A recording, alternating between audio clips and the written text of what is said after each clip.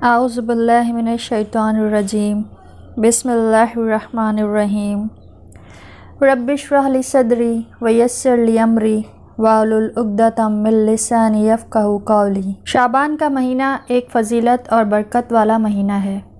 شعبان کے مہینے میں اللہ کے رسول روزے زیادہ رکھتے تھے۔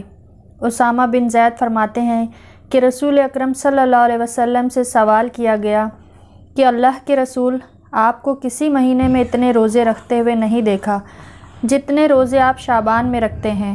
تو آپ صلی اللہ علیہ وسلم نے فرمایا کہ یہ رجب اور رمضان کے درمیان وہ مہینہ ہے جس میں لوگ غافل ہو جاتے ہیں، حالانکہ اس مہینے میں اعمال رب العالمین کی طرف اٹھائے جاتے ہیں، اور میں یہ پسند کرتا ہوں کہ جس وقت میرے اعمال اٹھائے جائیں تو میں روزے سے رہوں۔ شعبان وہ مہینہ ہے جس میں ہمارے سال بھر کے اعمال اٹھائے جاتے ہیں اور اللہ کو پیش کیے جاتے ہیں۔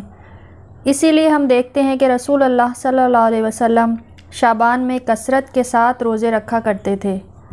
بخاری شریف میں ہے، حضرت عائشہ فرماتی ہیں کہ میں نے رسول اللہ صلی اللہ علیہ وسلم کو رمضان کے علاوہ کسی اور مہینے کے مکمل روزے رکھتے ہوئے نہیں دیکھا، اور آپ صلی اللہ علیہ وسلم کو شعبان کے علاوہ کسی اور مہینے میں کثرت سے روزے رکھتے ہوئے نہیں دیکھا۔ تو ان احادیث سے پتہ چلتا ہے کہ ماہ شعبان میں بھی ہمیں روزے رکھنا چاہیے، لیکن آپ صلی اللہ علیہ وسلم نے اپنی امت کو 15 شعبان کے بعد روزے رکھنے سے منع فرمایا تاکہ وہ رمضان کی تیاری بہتر طریقے سے کر سکیں۔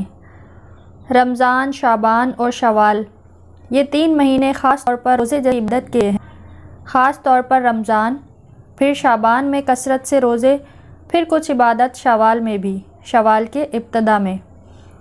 ہمارے دین میں کچھ عبادت فرض کے درجے پر ہیں۔ وہ کون کون سی ہیں؟ نماز، روزہ، حج، زکوٰۃ، یہ 4 مشہور عبادات ہیں جو فرض ہیں۔ نماز ہر روز 5 وقت فرض ہے، اور روزہ فرض تو صرف رمضان میں ہے، اور زکوٰۃ سال میں 1 مرتبہ، اور حج ذوالحج کے مہینے میں۔ اسی طرح سے رمضان جو ہے ایک فرض عبادت کا مہینہ ہے، لیکن رمضان میں داخل ہونے سے پہلے اس کا اہتمام شعبان میں ہی شروع ہو جاتا ہے، اور پھر یکدم سلسلہ منقطع نہیں کیا جاتا، بلکہ کچھ روزے شوال میں بھی رکھے جاتے ہیں۔